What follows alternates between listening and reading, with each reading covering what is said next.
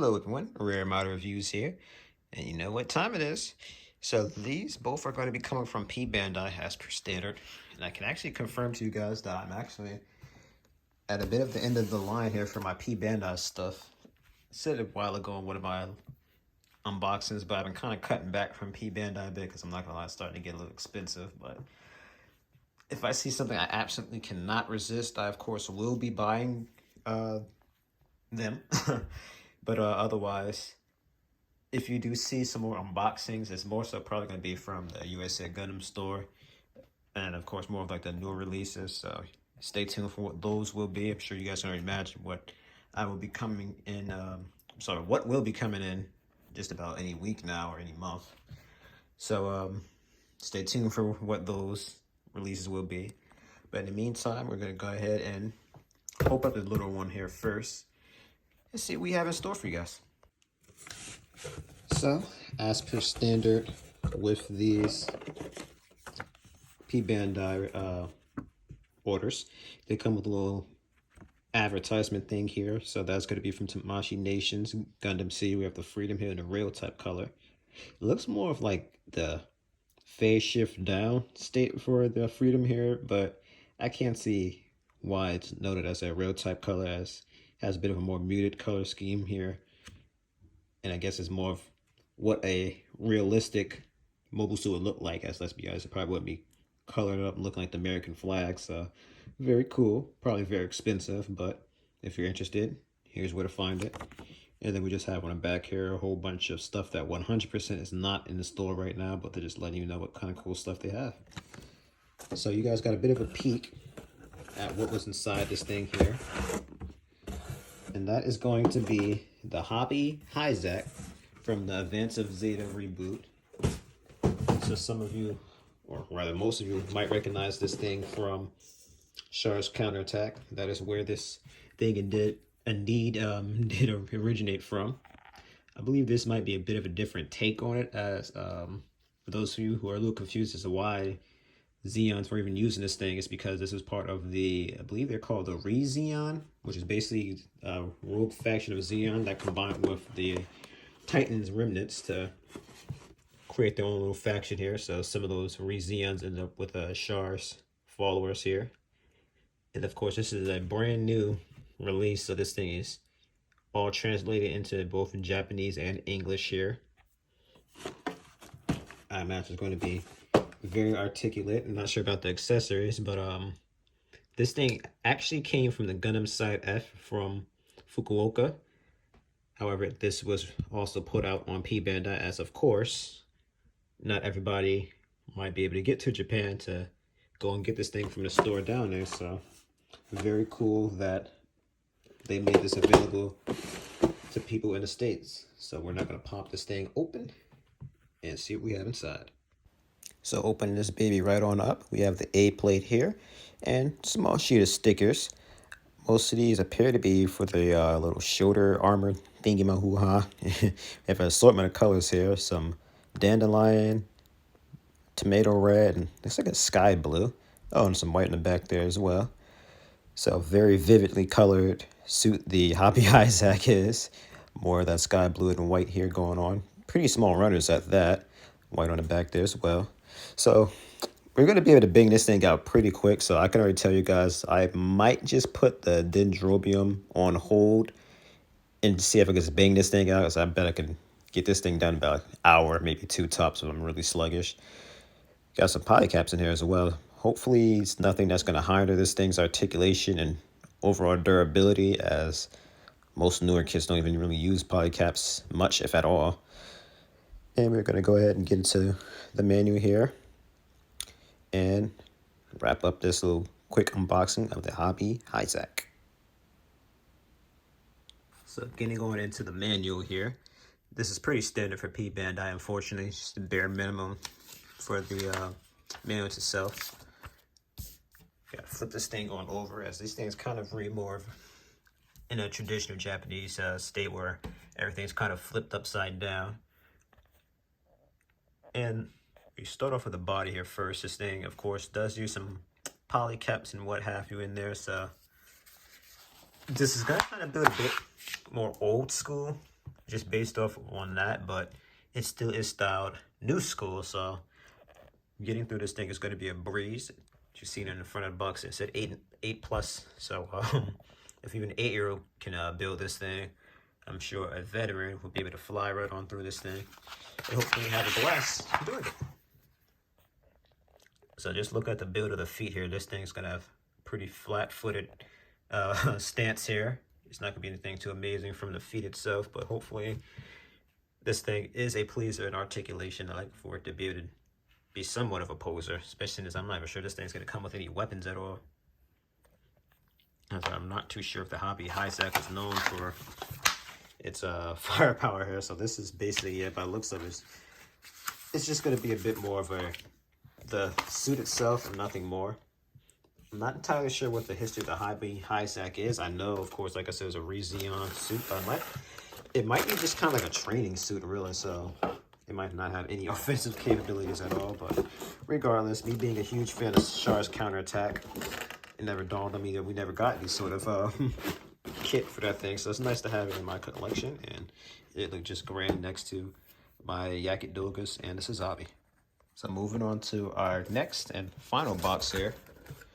We're gonna open this thing going up. Straight at the top here, we have yet another adaptation. Why is adaptation in my head? We have another additional mission pack set here for the F90. This being for the J, and I believe it's the Q type.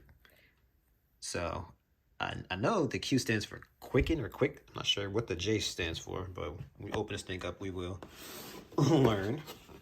So this, I believe, is a relatively new release. This one is 2023. I didn't say what the... So if those are curious, the Hobby Hi-Sec is also a 2023 release as well. So we're going to go ahead and pop this thing on open and see what we have inside. All right. Getting right on in here, we have more of this. No, I say it's more of a navy blue than a sky blue like the Hobby Hi-Sec had. But of course, with this being a P-Bandai kit, we have a small sheet of water slide decals. And oh, okay, the J stands for jacket type. Yeah, I was right about the Q standing for quick type, not quickening, but quick. I have a little bit of yellow not plate there as well.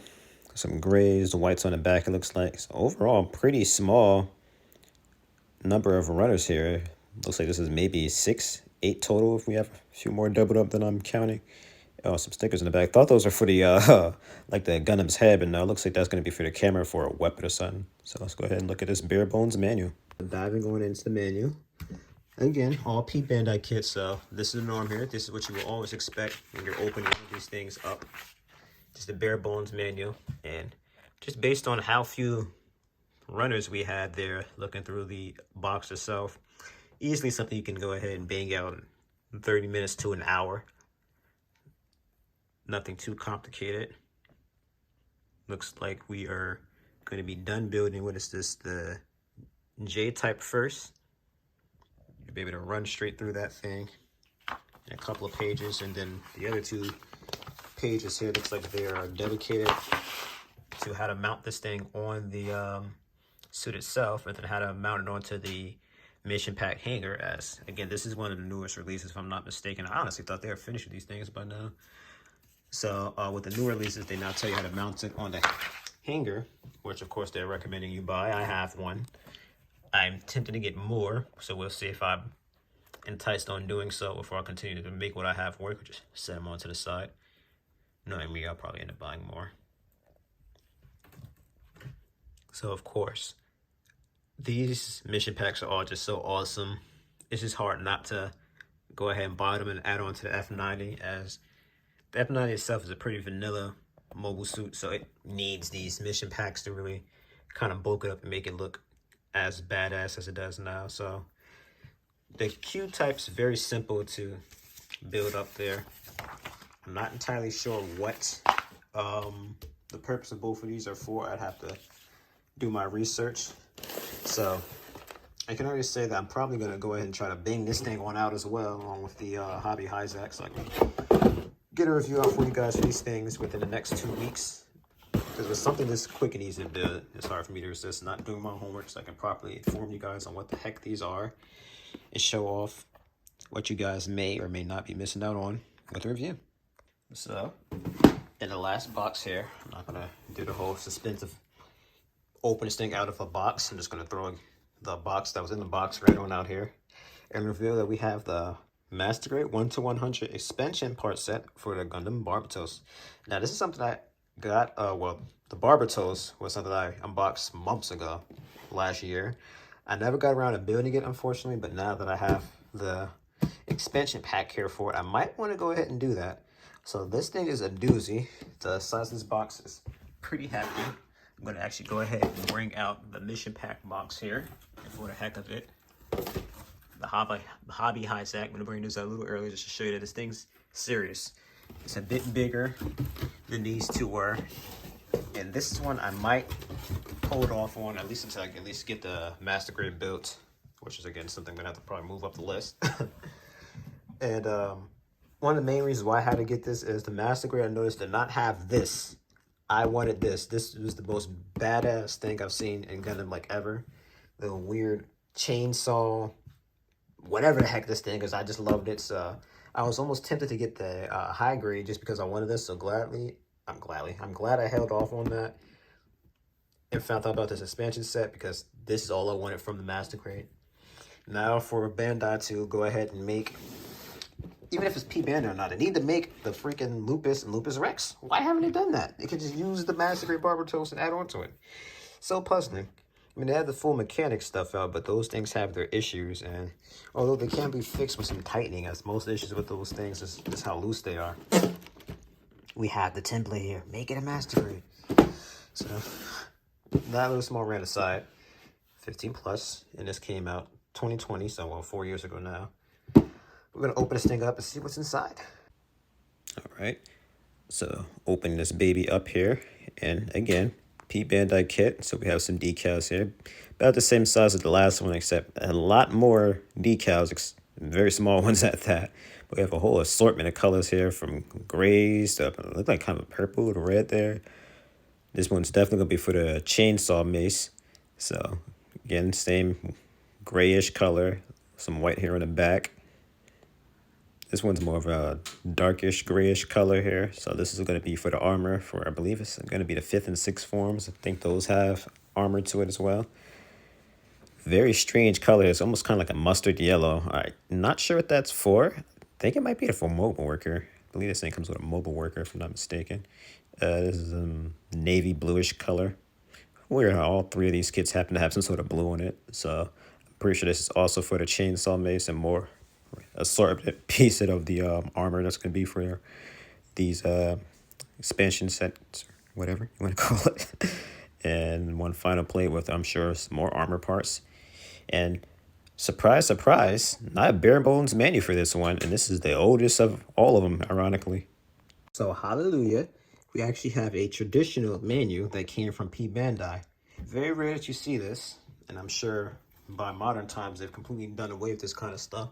Curry said the last one I've seen that actually did a traditional manual like this was the Stark Jagan, and even then the inside of it was pretty bare bones. It had the instructions and a standard setup you see from a traditional release, but nothing was in color, no information on anything like that. This one, of course, here is telling you that this only comes with the expansion set, does not come with an actual Barbatos, although I wonder if there's a version of this that comes with the expansion set and the Barbatos. But as I mentioned earlier, this thing has, up to 6 different forms you'll be able to convert this into from all of these expansion parts here. And I just love that they have them all laid out, because this allows you to kind of gradually see how much improved on a Barbatos until you get to its final form here, which just looks like a complete beast, how big and bulky it is. It even looks a lot taller than the first 5 forms there, although the 5th one looks a little bulky itself. So you, of course, get on from the first form here. Does not like there's anything too much to it. I could be wrong. Yep, yeah, the first form just really the arms being changed out by the looks of it. Get into the second form here. Looks like they added some shoulder armor stuff here. Third form here. I'm not sure what's going on. Looks like it has some sort of wrist blade here going on there. And this is so funny because watching the series, I did not realize just how much they upgraded this thing. I know it was always in and out of the hangar getting some maintenance and stuff done to it from fight to fight and from all the parts they got from being all the other factions and whatnot, but like I only really remember the final form being the one that was just like a beast with the claw and the armor and all that, but I did not realize how gradually it got there. I guess because the change was so subtle, you wouldn't notice it until, again, you really look back at it and see. So I'm going to probably end up having to watch over Iron Blood Orphans, and that'll give me an excuse and some motivation to actually build this thing going up, along with the actual Barbatos itself. So we, of course, here have the most gradual change being, again, the 5th and 6th forms with this giant mace, the chainsaw mace, I guess you'd call this thing. And oh man, this thing is just a beast. Very brutal weapon. And dare I say, the person that this weapon was used on may or may not have deserved to have been brutalized by it. Although I'd say their death was pretty tame. They could have got it a lot worse. So this is one thing I actually forgot about. They include a mobile worker onto this thing too, which is awesome. Especially because they already have one of these things on high grade form. I believe this is the oh, that's funny. They tell you to add Mikazuki onto it as well. That's pretty funny. Of course, it's going to be the Mikazuki figure you'd have from the Master Grade itself, but like I was saying before I interrupted myself, there's a high grade version. I'm going to assume this is a Master Grade, or sorry, a 1/100 scale of the mobile worker, so it's going to be a little bit bigger than the high grade stuff has, but there you go. So I cannot wait to get around to building the Barbatos and then going ahead and building this expansion set here too. I'm most likely going to be more so having this thing just inside its final form here, but maybe every now and then I'd want to change it up and build some of the other forms. But this is going to be so weird for me to do. I don't know how I'm going to set this thing up. I guess maybe I'll see if I can build it set by set and review it, you know, piece by piece that way, and pray to God nothing breaks, because again, I know there's going to be some pieces you're going to have to take on and off for these different forms, and I am nervous I'm going to break something. So hopefully they construct it in a way that everything comes off in a safe manner, and between my knowledge of Gunpla and my parts separator that I have, we could get this thing going without me reporting any mishaps when I finally review this thing. So with that being said, I usually have to do a cut for this, but I think I can manage this without anything looking a little clumsy or loud. But voila, this is everything that came out in this unboxing here. As I already mentioned, I'm going to bang these two out, the Hyzak and the mission pack here, ASAP. I'll put a hold on the Dendrobium for now. How much I want to hurry up and finish the thing so I can get that monster for kit out for review. I know there's some of you who probably really want to see this thing, but I got to build the Master Grade Barbatos itself first, so this is going to be a bit. So hopefully by April at its latest, I would have caught up on everything I have in my backlog and nothing else pressing comes on, because I definitely would want to build the Master Grade for this thing and this expansion set, so I can show you guys that off as well. So I was a huge fan of Iron Blood Orphans. Very cool, and in my opinion, most unique of all the Gundam franchise series out there. Because the main character died, spoiler alert. Hope I didn't spoil that for anyone, but so the Iron Blood Orphans always had a very big place in my heart, and plus I love the Gundam itself. But I don't want this ending to be too long and drawn out. So thank you guys so much for watching. If you enjoyed what you've seen here, please give it a like, subscribe. I have plenty of stuff like this out there. Not just unboxings, of course. I do actual reviews as well. I just tend to do a lot more unboxings than reviews because they're so much easier to do. Don't require me to build anything.